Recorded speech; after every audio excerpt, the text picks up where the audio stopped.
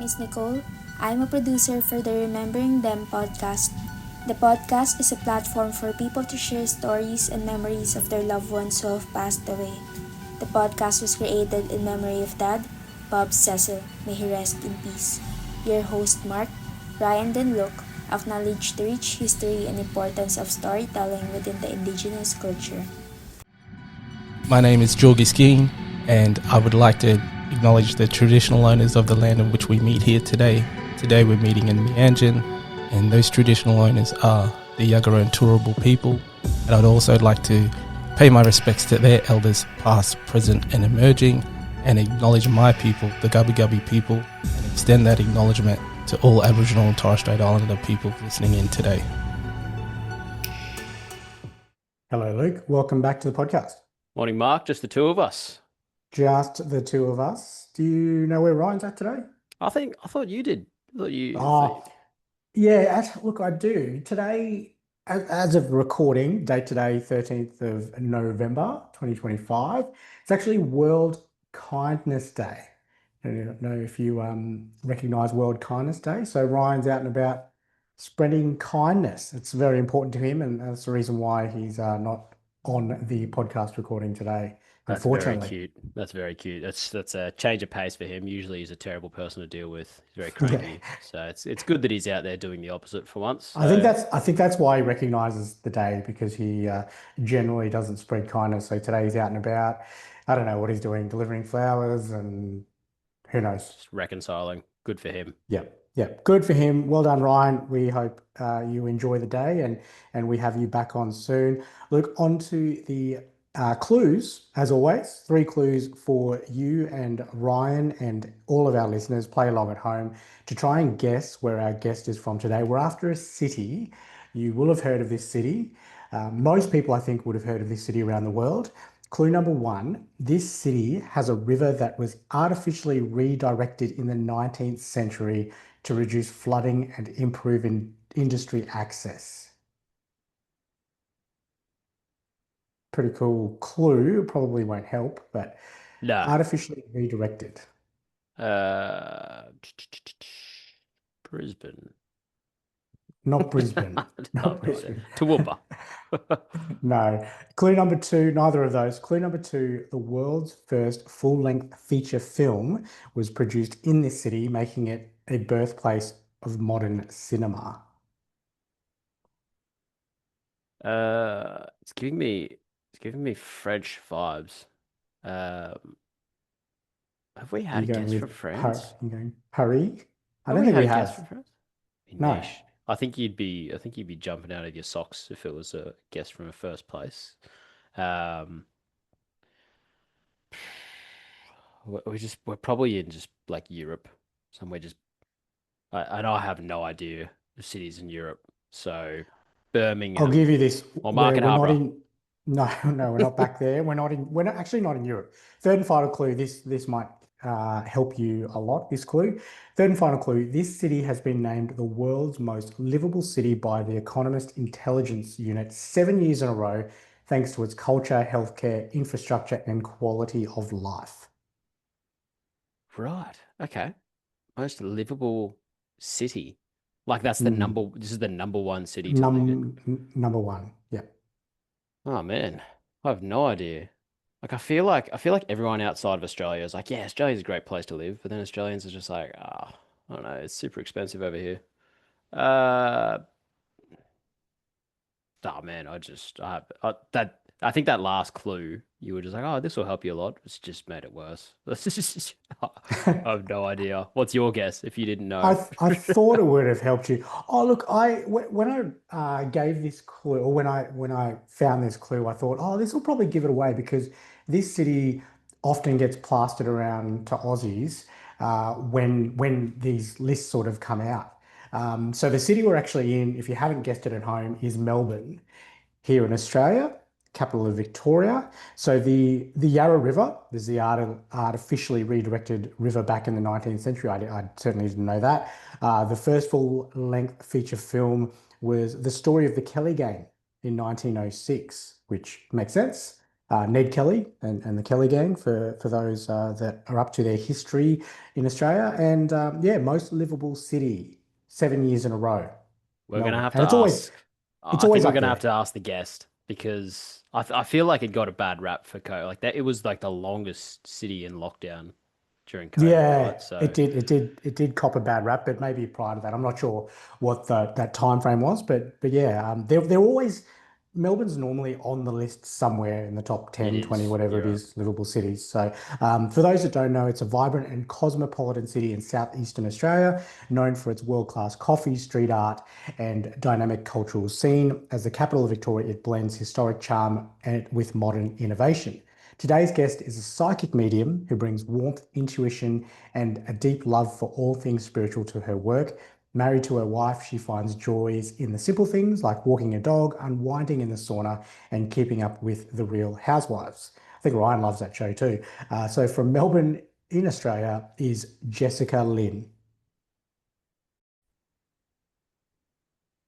So welcome to the Remembering Them podcast officially. Jessica, thank you very much for joining us all the way down. Well, not all the way, not that far away, down in Melbourne, about an hour or so, hour and a half flight, I think, from Brizzy. Yes, yeah. Thank you guys for having me. I'm so excited to have this chat. Yeah, Would we're would you super. say, Jessica? Sorry, can I jump in? Would you say it's the most livable city in the world? What, Melbourne? Yeah. Well, Yeah, not at the moment with the weather. It's been Right. pretty yeah. wet. I'm like, I just want some sunshine. Today there is a glimpse of sunshine, so I'm happy. But yeah, I love Melbourne. I do. But yeah, the weather is giving me the shits right now, I have to say. Fair enough. Fair enough. It's Not as it's livable. hot and humid and beautiful up here, just to let Oh, you know. just rub it in. Yeah. Well, it's awesome having you on. We touched on your profession and what you do for a living in the intro, but I guess I mentioned to you off mic, this is probably giving me a little bit of both of remembering the special loved one in your life and probably journeying into what you do now. But let's start off there. So, who are we Yeah. remembering and talking about today? Yeah, so I have a lot of loved ones on the other side, but one of the most significant people who have transitioned over there is my nana. So her and I were super close. Like she died when I was 12, so obviously a lot of childhood memories there.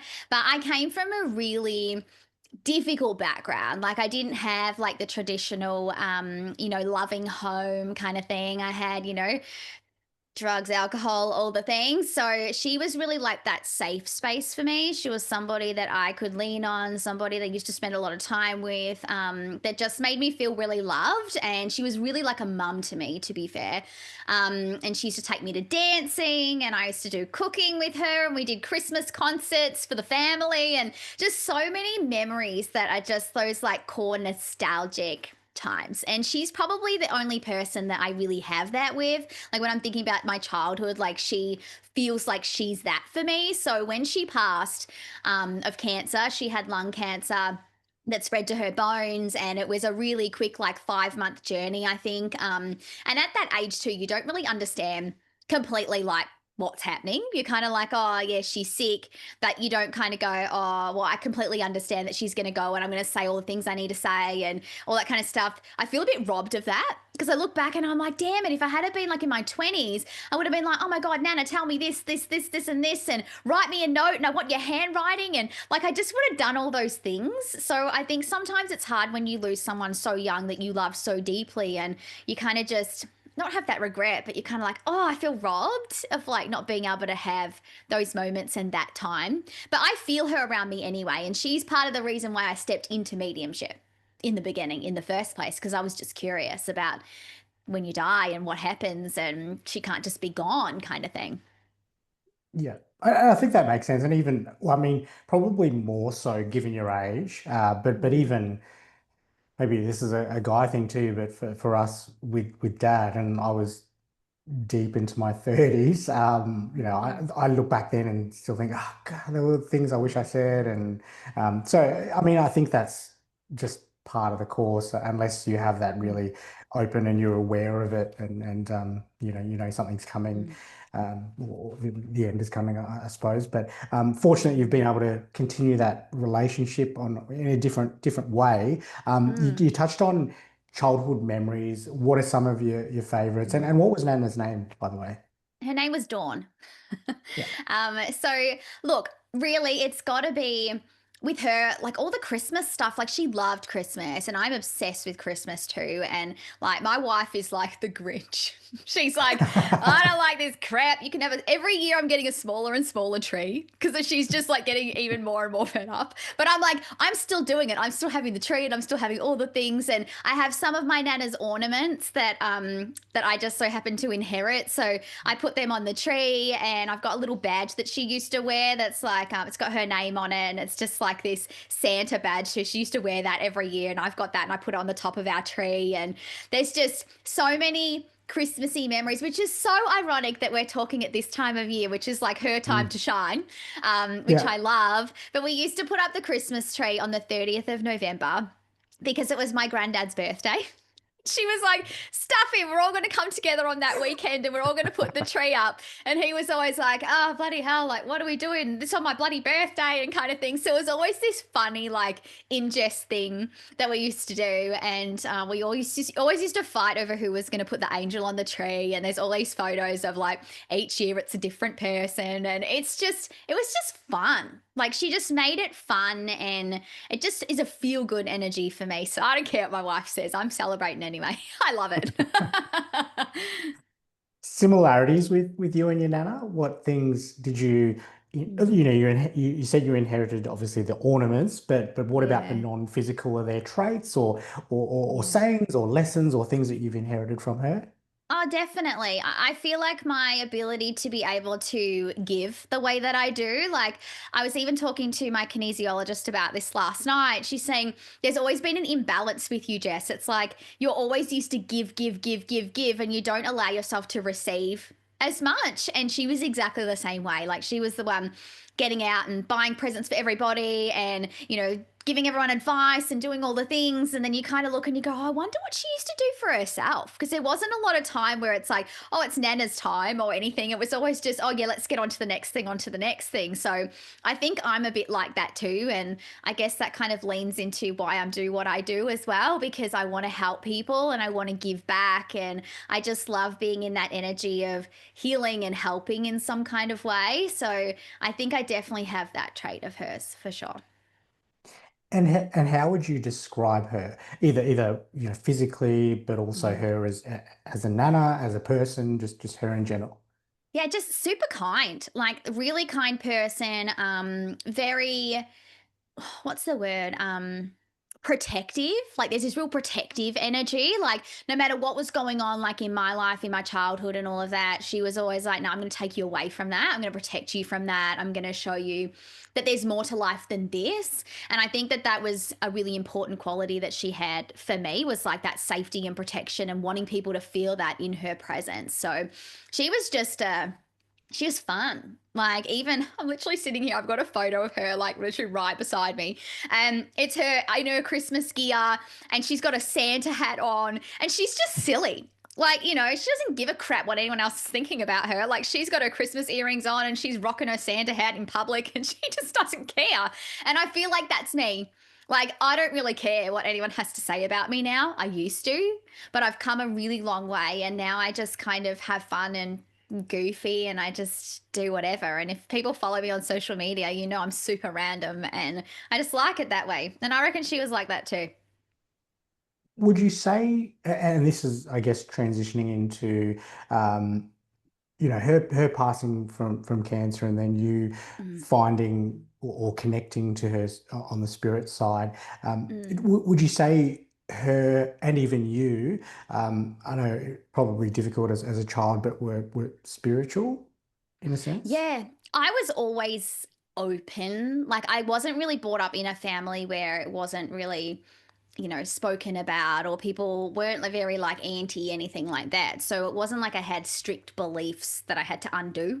It was sort of just an openness, I guess. And I have a feeling that she could have been the same way. Obviously, it's hard to sort of know, but she's definitely like an anchor for me to the other side now. And she helps me do everything that I do spiritually. So clearly, she's there now and she's open to it Yeah.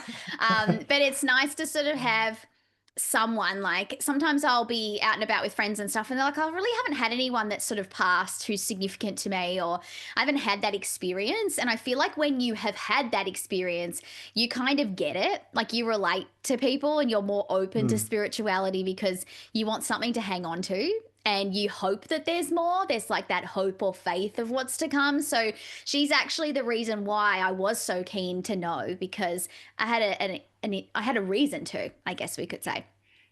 Yeah. And obviously at 12, probably not jumping straight into it, but what was that time frame? And then was it you at whatever age it was looking back and going, this is an opportunity for me to, what was that transition into, actually diving Yeah. deeper and learning? Yeah, of course. So when she first passed, I was more, I was just kind of obsessed with talking to her.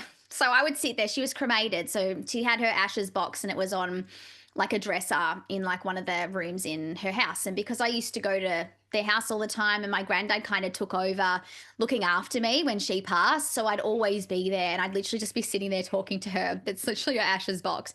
And I remember at one point, I started to really smell the woody smell of the box. I was like, this is really strange. Like, it's a lot more than what it would be if it was just a box sitting there. It feels like it's like filling the room, this really sweet wooden smell.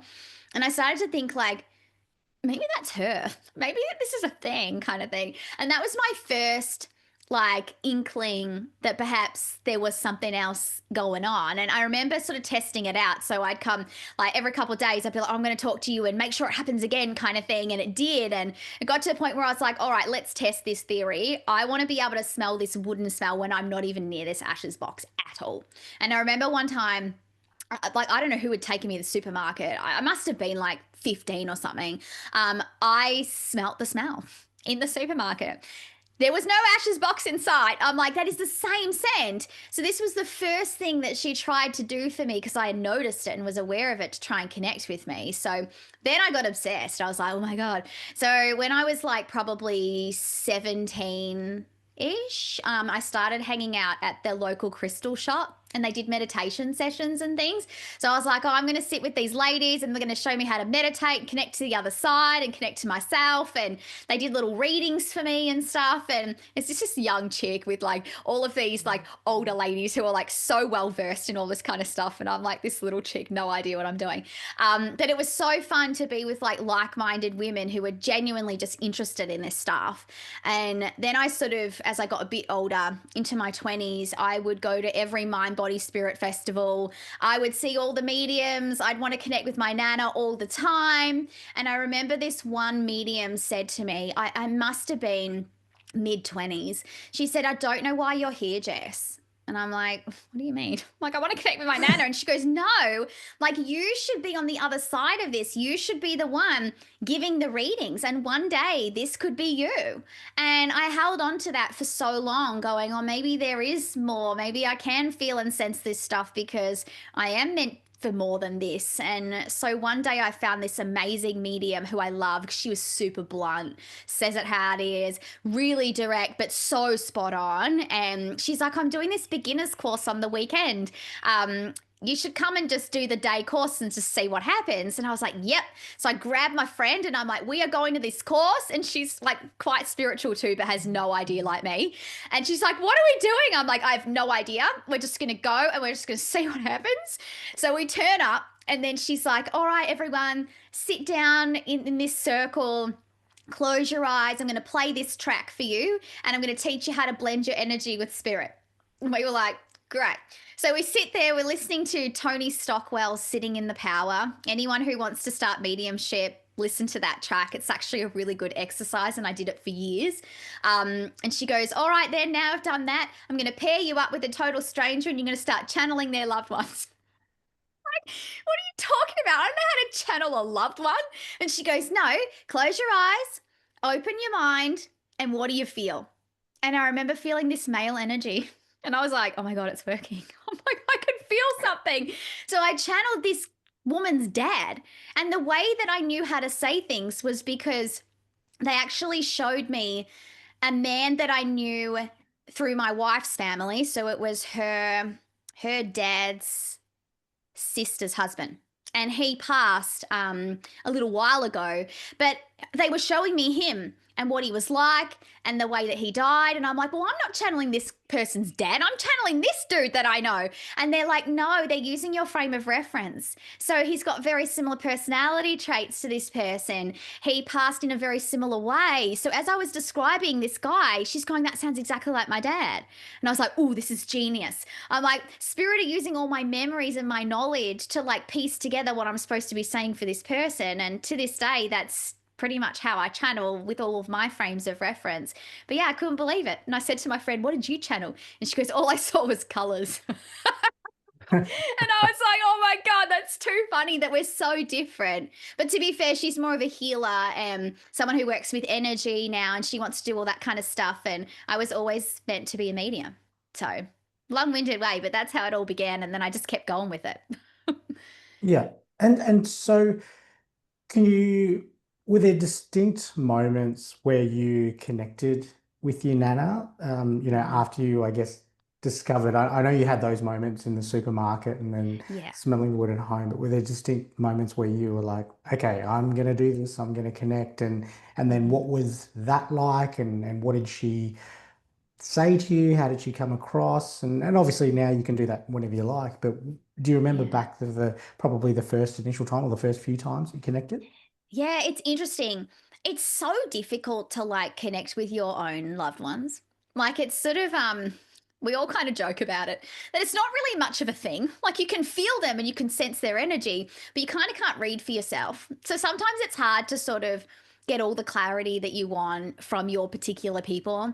But I've always kind of been able to differentiate her energy. And a lot of the time it's through music. So I'll hear things that are nostalgic to us, songs that were played at her funeral, things like that that have just kind of stuck with me, or even just songs that she used to love. Like she loved John Farnham. And I remember that. So like all the songs that come on in the supermarket and stuff that are like his, I just go, oh yeah, she must be here kind of thing. So I connect with her just like you would connect with your loved ones.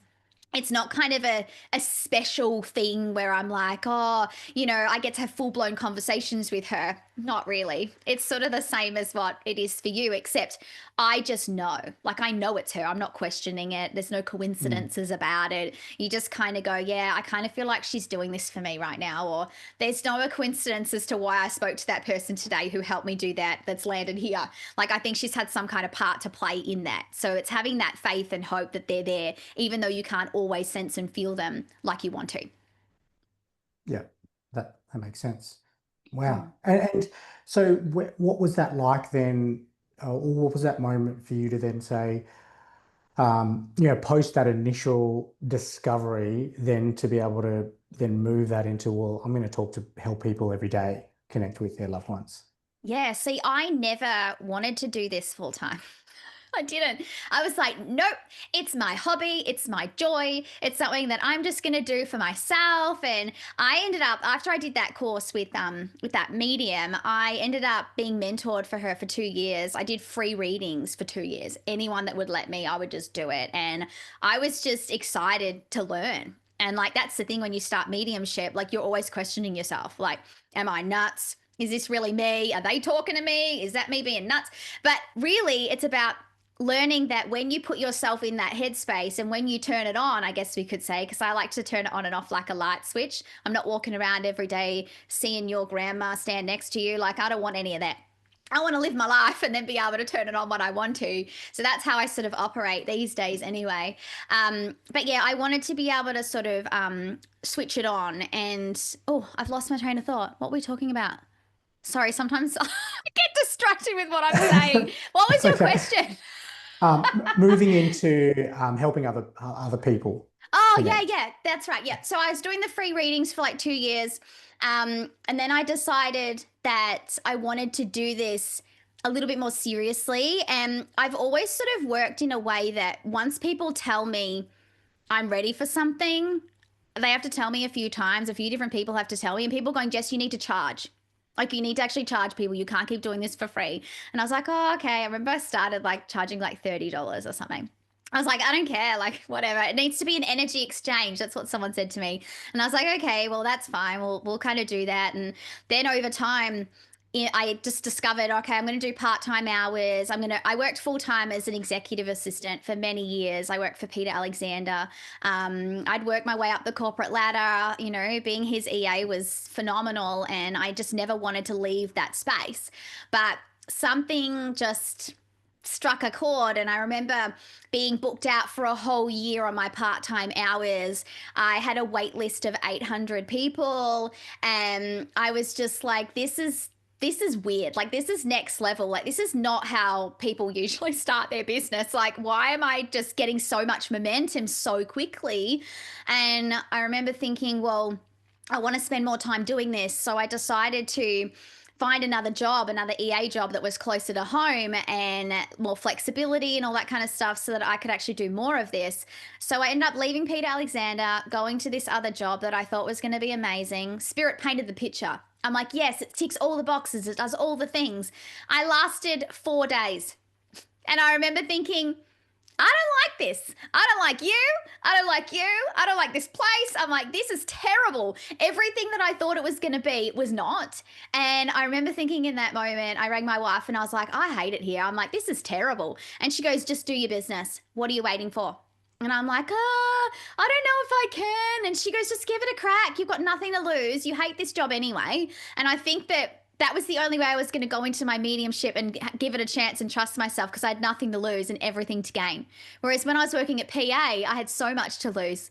So they were like, oh, I'm going to trick you. I'm going to throw you into this thing that you don't even like, so that you actually take a chance on yourself. And that's what I did. And now I'm full-time, a few years in, and it's all guns blazing, and it's amazing. Best thing I ever did. Wow. And that's Peter Alexander, the pajamas, right? Yeah. Yeah. The Wow. dude. Peter himself. I was like, Yeah. when you said it, I was like, oh, that's got to be. But for those Yeah. that don't know, most people do. I'm sure that's the high quality, very cool Peter Alexander pajama Yeah. leisure wear. Accessory, Yeah. clothing accessory. Yeah, Yeah. yeah. You said earlier, Jess, how you could switch it on and off. Is that something you had to learn as well? Ye- Definitely. I think when you first start, you're like, come one, come all. You're like, I want to feel this, I want to do that, whatever. And then after a while, you go, God, this is exhausting. Like, I don't want to like pick up on things all of the time. And I think that's why sometimes when people are like, oh, even like podcasts like this, like come on the podcast and chat. And I'm like, yeah, cool. And they're like, and then switch into a reading. And I'm like, wait. I'm like, I can't do that. Like, sometimes I'll intuitively pick up on things just while we're chatting, because it's just what happens. But I'm not actually in that mindset. Like, you kind of have to be in my human mindset and my mediumship mindset. So I really do have to switch it on and off, because if you don't, you kind of don't know if you're Arthur or Martha. Like you're picking up on things all the time, and you're like, is that my imagination? And that's how I feel like I differentiated between what is spirit telling me and what I'm thinking. Because I go, okay, spirit, I'm open right now. Anything that I'm receiving in this moment is not me. I'm going to basically just remove my essence and be a vessel. And anything that comes through, I know is not my own thoughts. It's all you. So you kind of have to do that. Otherwise, you're going to question everything. That's wild to think of. That's crazy. Because Yeah. like, obviously, like me and Mark are in the same industries, and it's not. It's just worlds apart from what you're doing as well. So just hearing Yeah. how you process and how you get into the zone, I guess we would call it, it's just blowing my Yeah. mind. Yeah. Yeah, it's Yeah, very different. yeah, and I think this was before Luke joined Ryan and I on the podcast. When we had our first medium on, and Mm. just from what you were saying, I know that when we were having our chat, she pulled up a couple of times, and I remember her saying, I have to tell you this, your dad's coming through. I think it's your dad, he's coming through very strong and wanting to tell you a couple of things. And sort of, I sort of parked it, because I said, oh, look, let's not get into that. I mean, I'll book something and pay you, for your time. But that was my first taste of, okay, this is I have to get into that space and be Yeah. in that, or open to that energy, I guess. And my question Yeah. around that is, are most mediums the same, or is there a different process, or do you tweak it? How does that Yeah. work? Everyone. This is a paid partnership with BetterHelp. Hey Luke and Ryan, life gets heavy sometimes, especially when grief hits. For me, that weight often shows up as anxiety. Yeah, it's not always one big thing. Sometimes it's just life piling up, work, relationships, trying to hold it all together. Suddenly, I'm anxious and don't know why. Totally. I used to think anxiety meant panic attacks, but for me, it's more like overthinking every choice or feeling like I'm never doing enough. And it can even hit on good days. Out of nowhere, I'm spiraling over things that haven't even happened yet. It's easy to feel alone in it, but you're not. That's why we're talking about our paid partner, BetterHelp. BetterHelp connects you with credentialed therapists who can help manage anxiety and more. Most people go to BetterHelp for anxiety, and 69% feel better after just 6 weeks. Getting started is simple. Fill out a quick questionnaire and get matched with a therapist. If it's not a fit, you can switch at any time. Their support team is super responsive, and with over 7,000 reviews and a 4.3 Trustpilot rating, it's a platform you can count on. So let BetterHelp help manage your anxiety so it doesn't manage you. Click the link below or go to betterhelp.com/rememberingthem for 10% off your first month. Yeah. Work. Everyone is so different. And this is why I think it's so important to like choose someone who you actually resonate with. So, you know, a lot of people recommend people to you like, oh, you should go see this person. She's brilliant or he's brilliant or whatever. But if you look at this person, you're watching their social media or whatever, and you're like, oh, yeah, like, I guess so. That's not going to fly. That ain't landing.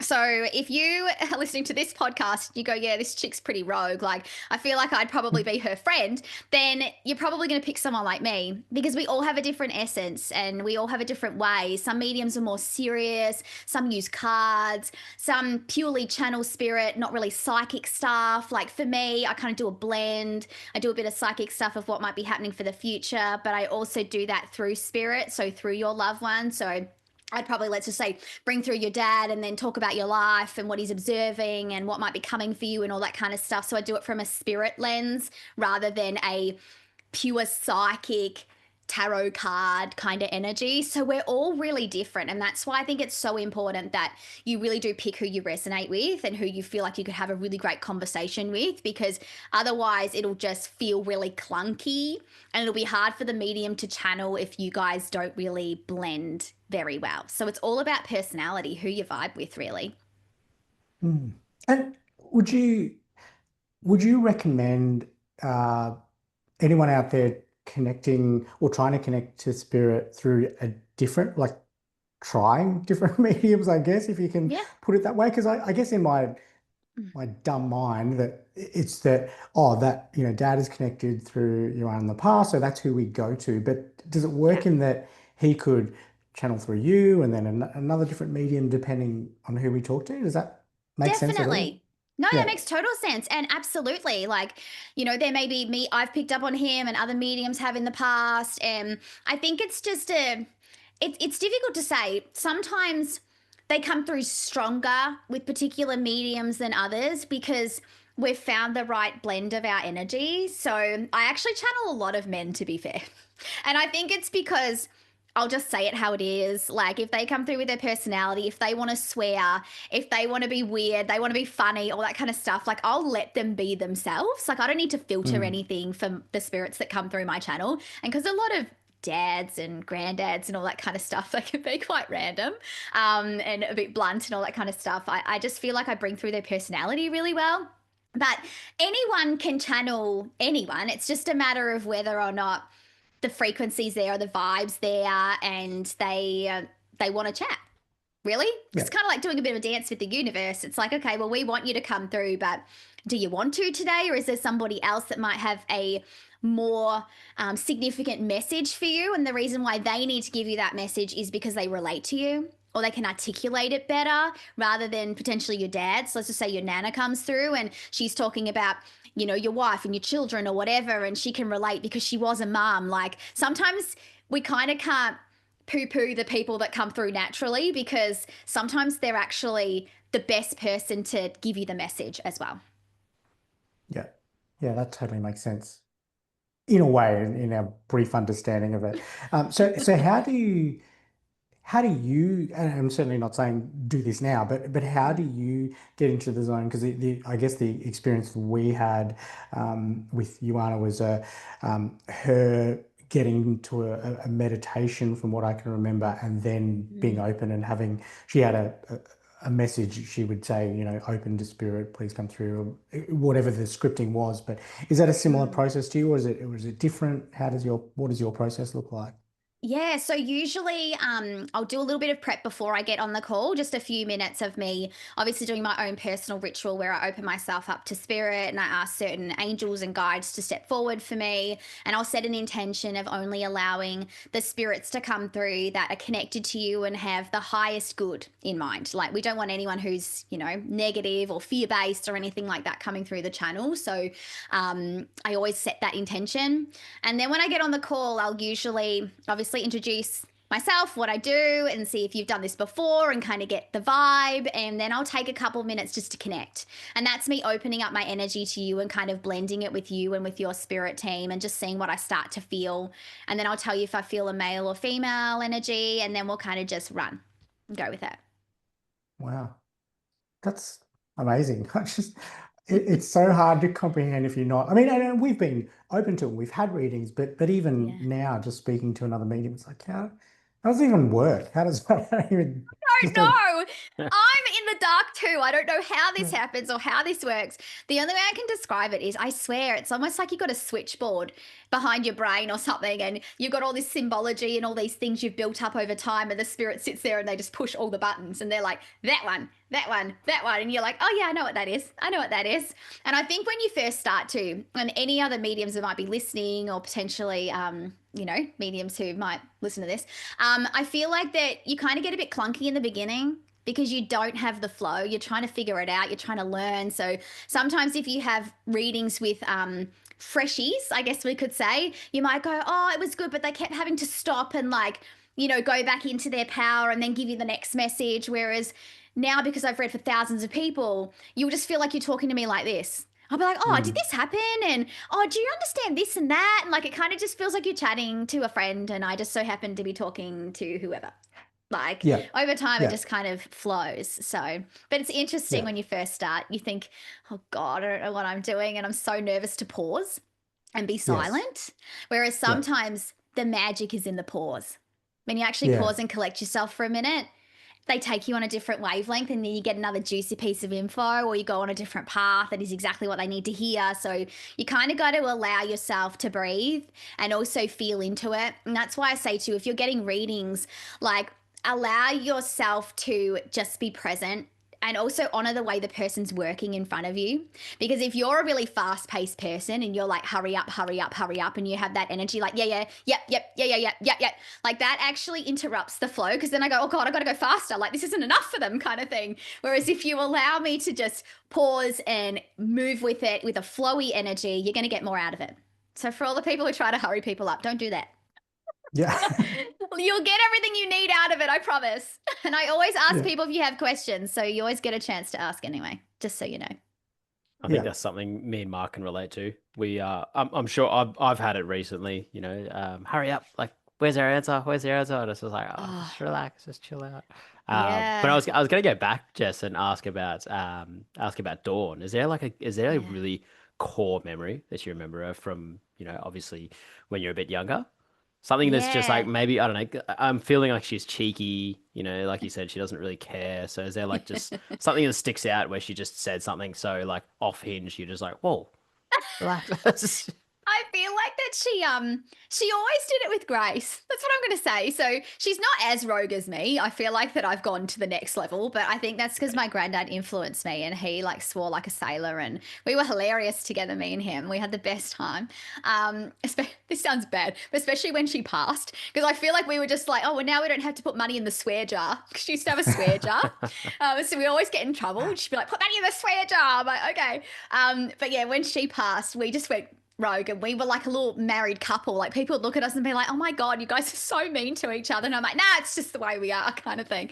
But that's one of my core memories of her, is the swear jar, to be honest. I just think that she was so just so funny, and just wanted to I don't know, make fun in jest of things too. Like she was being serious, like she hated swearing. But I feel like just that whole jar, I can see it in my head. Like I just feel like it's really funny. What was acceptable and what was not acceptable to her? Because you know how there's sometimes a bit of a blur, especially as a kid, you know, is this is really light, but is crap a swear word? You know, what was the line for Yeah, Jen? I feel like the line was the F word. Oh, 100%. And now I yeah. just say that daily on my Instagram. So I feel like that she's probably looking down at me going, oh my God, Jessica. But I'm Oh, like, God. oh Yeah, wow. yeah, I'm like, this is who I am, Nan. Get used to it, kind of thing. yeah. But yeah, it was definitely, but I was so young then too. So you probably didn't want a 12-year-old just mouthing off all the time. So I understand she was trying to keep me proper. But yeah, I definitely reckon you couldn't say the F word at all. Whereas me and my granddad, we would just say that to each other all the time. We'd be like, F this, F that. And it's just Yeah. hilarious. So what was their relationship like, Jess? You know, Yeah. Dawn and your granddad, your nana and granddad, what was their relationship like? The Remembering Them podcast is supported by My Legacy Message. How do you want to be remembered? My Legacy Message provides a service that delivers a personalized keepsake video to your loved ones, often as a surprise after you pass. My Legacy Message, be remembered. Their relationship like? Like just traditional. Like he would go off and work. He used to do night shift. He was a truck driver for years. So he would just go out and earn the money and do the things, and then she'd be like the caregiver at home. And like my nana had 5 brothers, and her mum passed when she was really young, so she was raising her young brothers. So she was always in that caregiver kind of energy. She always wanted a family, so she loved doing all that kind of stuff. So he was very much the one that went out and did all the things. And I didn't really know my granddad back then. Like, I don't have a lot of core memories of him until after she went. So, in a way, the silver lining of her passing so young is that I got to know him. Like, I ended up living with him. It was just me and him for years and years until my wife moved in. And, we nursed him through cancer. It was just, I don't know, I just feel kind of blessed in a way. I'm like, thank God I got to know him, because I wouldn't have if she had stayed. I reckon I would have just, he was always just kind of there in the corner, but we got the banter and we got the friendship going. So yeah, their relationship to me was always pretty normal, like what you would consider a typical couple. Yeah. It's good to have that silver lining. Like obviously you didn't want her to Mm. pass, but that's amazing that that Yeah. situation then brought you closer to your granddad. Yeah, I was going definitely. to ask around her because obviously she was mentioned she's a giver, a nurturer. She looked after a lot of people. Uh, I'm imagining a cook. That's what she did. She Mm-hmm. provided in that way. What was one of the signature meals that you remember her by? Well, for me, we always just used to make sweets together. So we'd make those little, those fairy cakes where you've got like the little wings on them and you can put like the cream down the middle and then you have the little jam and stuff. So we made these little fairy cakes.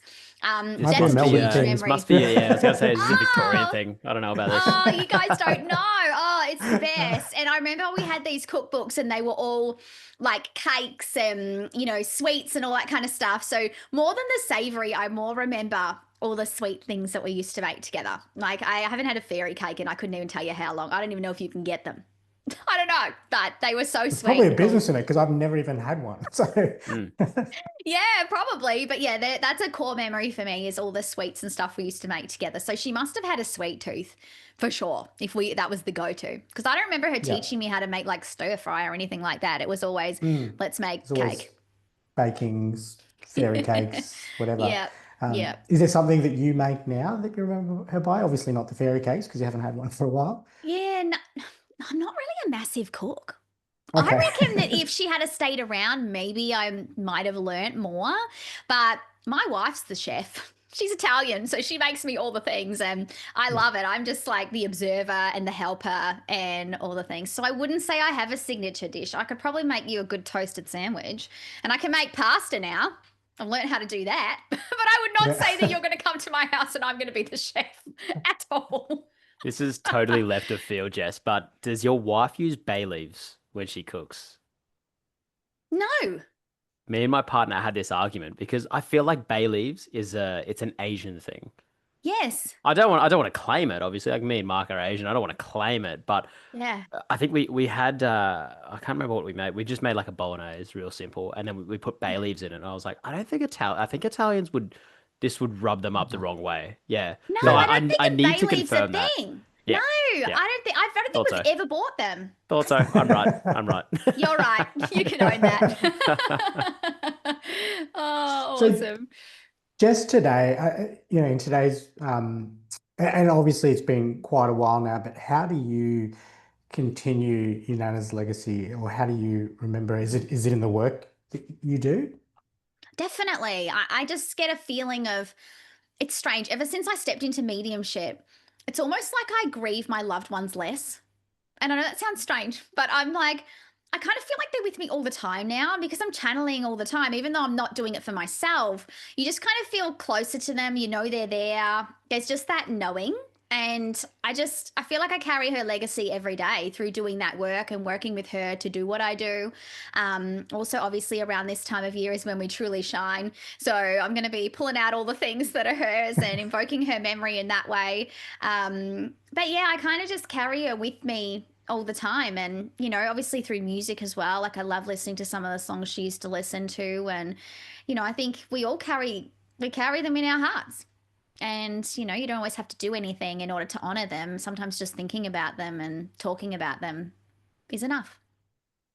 It totally makes sense. I mean, on a different level, but some resonating here, with us, where we're able to remember Dad every time we have conversations with people. So I feel like I get what you're saying. It sounds a bit harsh that, we grieve them less, but I think it helps with remembering them and keeping them alive, because people that, aren't in the grief space and they go back into normal life, maybe it's a more of a forced thing to be like, okay, we need to remember them today, or go and Yeah. do something that they used to do and connect to them that way. So I totally get that. Yeah. The music, you mentioned the music there. What was some of the Yeah. things? What connects you to her?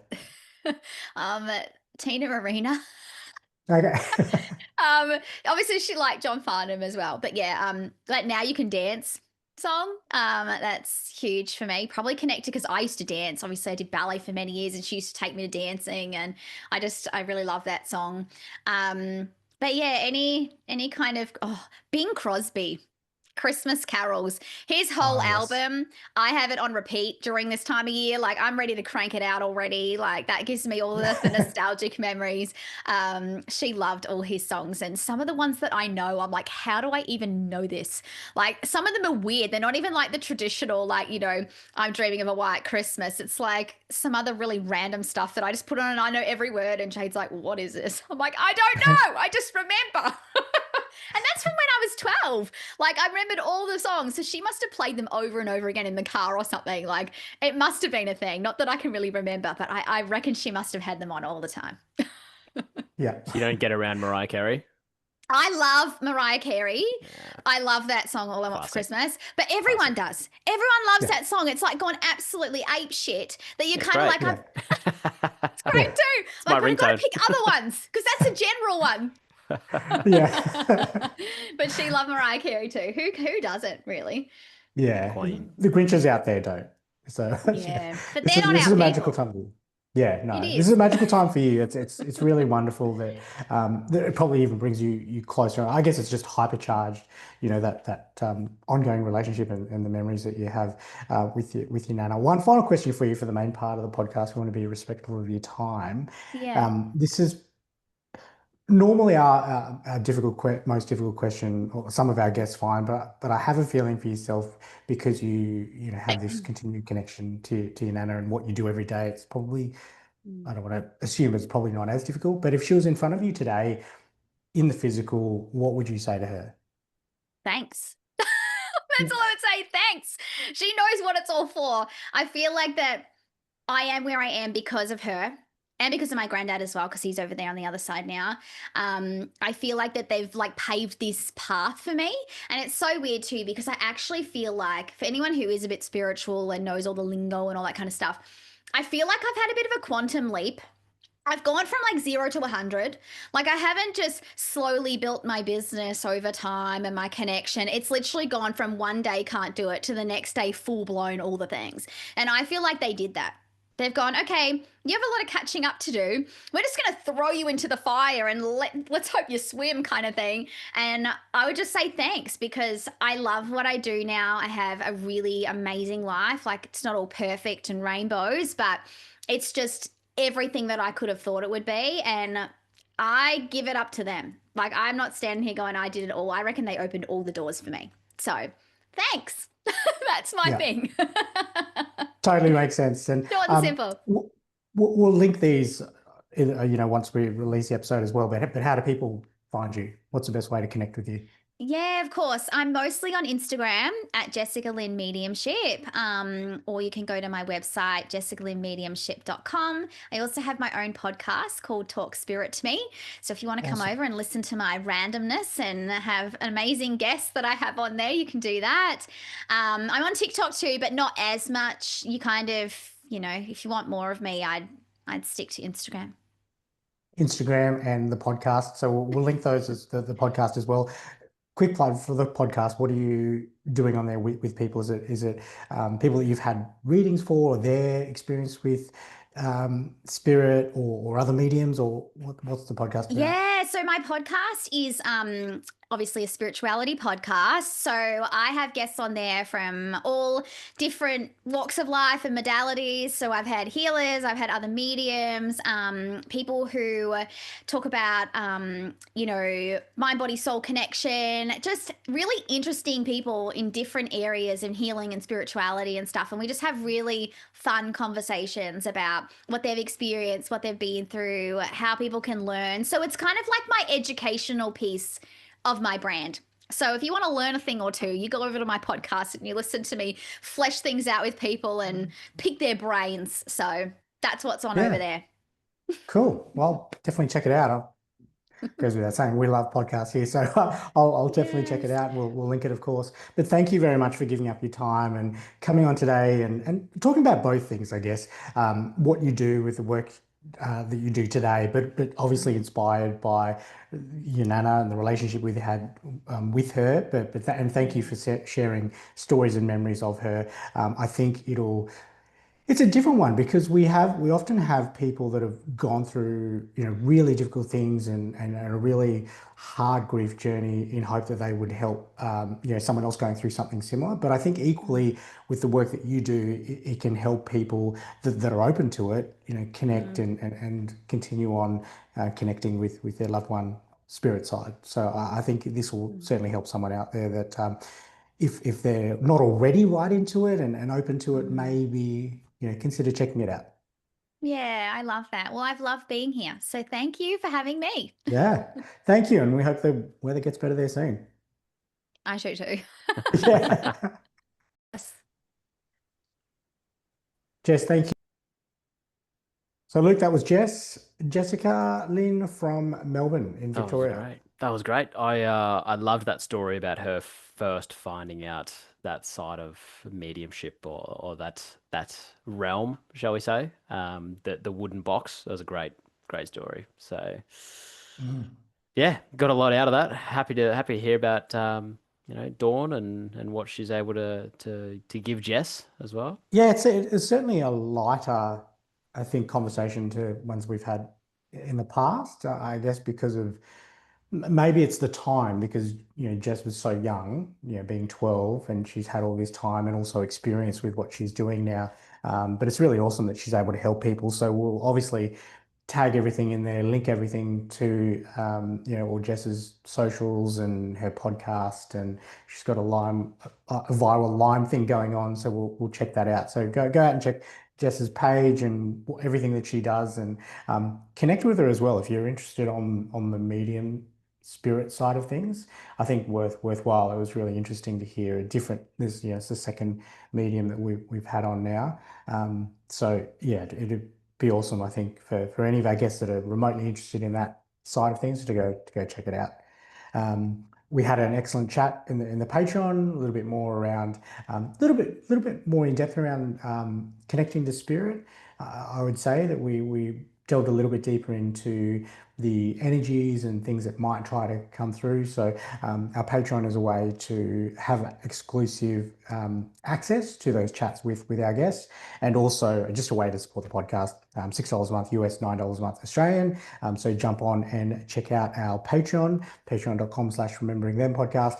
Reminder that we have the partnership with BetterHelp, betterhelp.com/remembering them for those remembering them podcast for anyone that needs to speak to a credentialed therapist, 10% off your first month subscription. Reminder that My Legacy Message service is there as well, mylegacymessage.com.au. to leave a video message to your loved one, personalized video message to your loved one, often expires, delivered to them often, as I said, often expires after you pass. And then last but not least, please share this episode to anyone that you feel will get something or they might need to hear this Jess's story and how she continues connecting through spirit. But not only this episode, any episodes that you find valuable, jump on, give us a like, give us a follow, and please rate and review the podcast. It would really help us show up on whoever's looking for a grief conversation. And I think that covers it. Luke, great conversation today. Thanks for jumping on. Ryan, enjoy World Kindness Day. I think it was International Kindness Day. Hope you're out there spreading the love. Be kind. And, Jess mentioned Christmas coming up very quickly. By the time this is released, I think it'll only be a couple of weeks away. So enjoy this time of the year, Jess, remembering your Nana, Dawn, and everyone else. Spread the love. Looking forward to having you back, Ryan. Thank you, Luke. Great conversation. Thank you, mate. Thank you, everyone. Love you. Bye. The Remembering Them podcast is created for entertainment purposes. Mark, Ryan, and Luke are not licensed mental health professionals. If you would like to discuss your mental well-being, several resources are available in Australia. Information about these services are available in the podcast notes. Please take the time to contact your loved one today and tell them how much you appreciate and love them.